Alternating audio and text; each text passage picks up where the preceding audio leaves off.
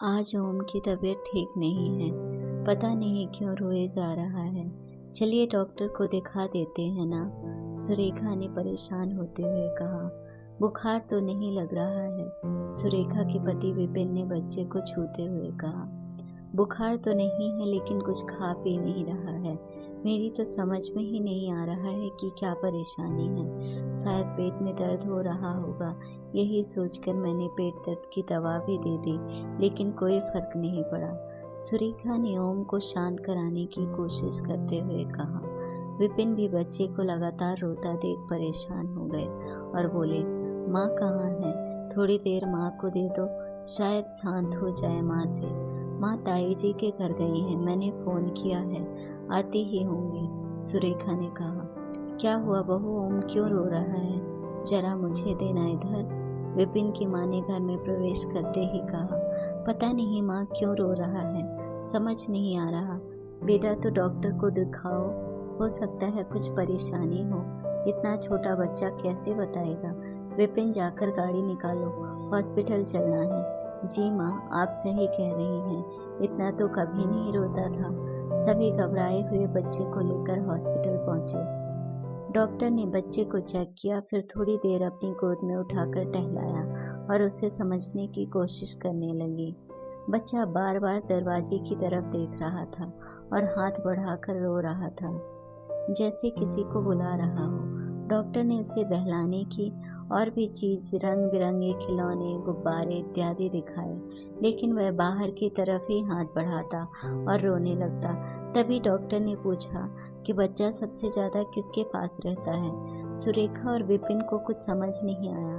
वह बोले, डॉक्टर हम समझे नहीं, आप क्या पूछना चाहती हैं? डॉक्टर ने कहा, मैं जानना चाहती हूँ बच्चे को घर पर कौन संभालता है। बच्चे के लिए नैनी रखी है, वही देखभाल करती है, दिन भर उसी के साथ रहता है। सुरेखा ने कहा। अच्छा, तो आप दोनों वर्किंग हो? डॉक्टर ने पूछा। डॉक्टर मैं वर्किंग हूँ, सुरेखा नहीं, विपिन ने जवाब दिया। तो क्या सुरेखा जी को कोई हेल्थ इशू है? नहीं डॉक्टर, मुझे कोई प्रॉब्लम नहीं है। तो बच्चे के लिए नैनी क्यों रखी है? और अगर रखी भी है तो बच्चे के वर्क के लिए रखिए। नैनी नहीं आई क्या आज? डॉक्टर ने पूछा। नहीं डॉक्टर, वह अपने गांव चली गई है, अब नहीं आएगी। हम दूसरी नैनी ढूंढ रहे हैं इसके लिए, विपिन ने जवाब दिया। आपको पता है बच्चा क्यों रो रहा है? डॉक्टर ने सुरेखा और विपिन से पूछा।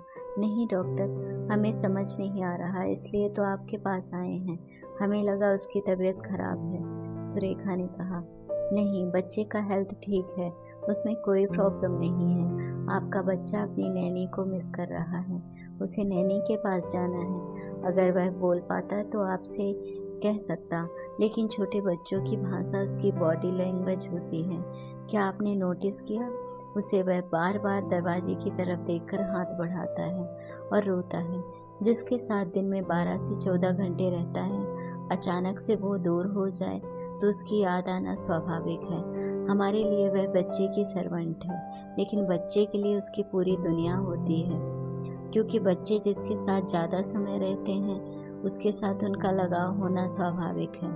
मेरी तो यही सलाह है कि अगर आप वर्किंग नहीं हैं तो बच्चे को पूरा समय दें। उसके अतिरिक्त काम के लिए आप नैनी रखें, लेकिन बच्चे के साथ ज़्यादा से ज़्यादा समय व्यतीत करें। बच्चे का माता पिता से लगाव होना बहुत ज़रूरी है। डॉक्टर ने सुरेखा और विपिन को समझाने की कोशिश की।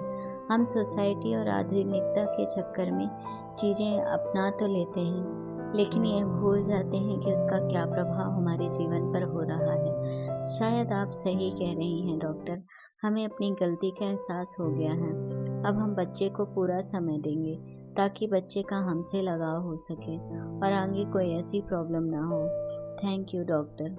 अगर आपको हमारी स्टोरी अच्छी लगी हो तो अपने दोस्तों के साथ भी शेयर कीजिए और कमेंट में ज़रूर बताइए कि कैसी लगी ये कहानी। और हाँ, चैनल को सब्सक्राइब करना ना भूलें।